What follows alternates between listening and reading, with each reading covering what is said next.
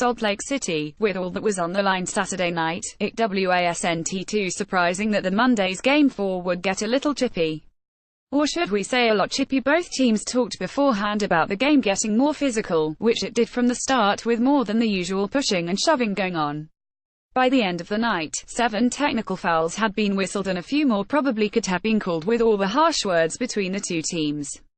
In addition, 44 personal fouls were called in the game.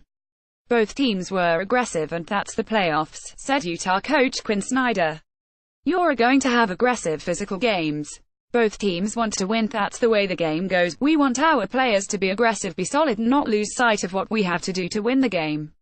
4 technical fouls were whistled in the first half alone, 2 on each side, as the officials tried to keep a lid on things before they got out of hand.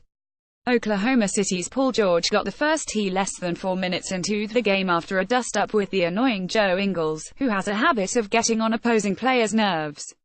Then it was OKC's Steven Adams' turn early in the second quarter when, after thinking he was fouled by Utah's Rudy Gobert, slapped at Gobert's arm before he headed up court.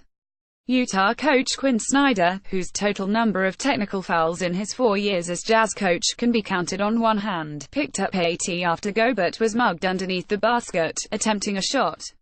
Snyder, his blue suit coat flying, charged out onto the court about 20 feet in front of the Jazz bench, making it an easy call for the officials. The 4th technical came late in the first half, when Ingles appeared to get a little too mouthy after sinking his 3rd straight three-pointer.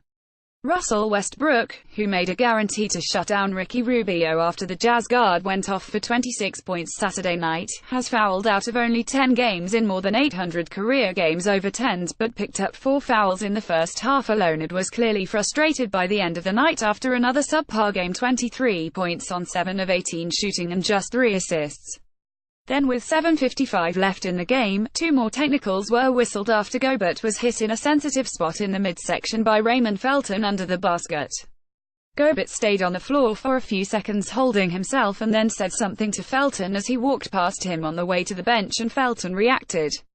A minute later, Westbrook and Jay Crowder had words with each other heading into a timeout after the two got tangled up.